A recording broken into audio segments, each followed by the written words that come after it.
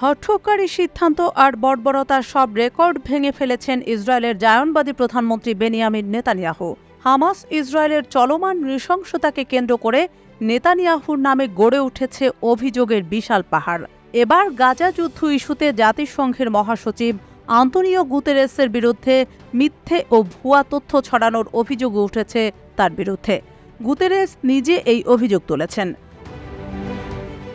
গত সোমবার নিউ ইয়র্কে জাতিসংঘের সদর দপ্তরে আয়োজিত এক সংবাদ সম্মেলনে ইসরায়েলের নাম উল্লেখ না করে মহাসচিব বলেন, একটি মহল সম্প্রতি গুজব ছড়াচ্ছে যে গাজায় হামাস ইসরায়েলের চলমান যুদ্ধে আমি কখনো হামাসের প্রতি ক্ষোভ বা নিন্দা জানাইনি।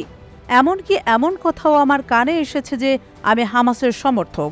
কিন্তু বাস্তব সত্য হলো, গাজায় যুদ্ধ শুরু হওয়ার পর থেকে এ পর্যন্ত আমি কমপক্ষে 102 বার প্রকাশ্যে এবং আনুষ্ঠানিকভাবে হামাসের নিন্দা জানিয়েছি।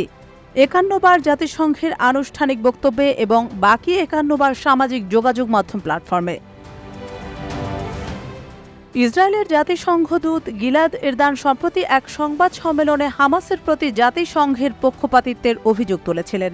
এরদান বলেছিলেন, জাতিসংঘ মহাসচিব গুতেরেসের একমাত্র লক্ষ্য হল হামাসকে টিকে থাকতে সাহায্য করা। আমরা এটি নিন্দনীয় মনে করি যে সেক্রেটারি জেনারেল জাতিসংঘের মান মেনে চলতে অস্বীকার করেন এবং সাম্প্রতিক বিভিন্ন ঘটনার বিকৃত ব্যাখ্যা দেন। আন্তোনিও গুতেরেস সন্ত্রাসীদের একজন পৃষ্ঠপোষক এবং তার আজই পদত্যাগ করা উচিত। ধারণা করা হচ্ছে, ইসরায়েলি জাতিসংঘ দূতের এমন উদ্দেশ্যমূলক বক্তব্যের জবাব হিসেবে গুতেরেস ইসরায়েলকে উদ্দেশ্য করে এই মন্তব্য করেন।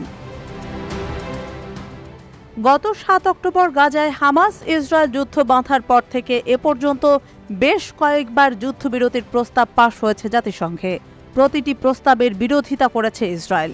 এই যুদ্ধ শুরুর পর জাতিসংঘের স্থায়ী সদস্য পদের প্রচেষ্টা শুরু করেছিল ফিলিস্তিন। সেই প্রচেষ্টাও ভেস্তে গেছে মূলত ইসরায়েলের কারণে।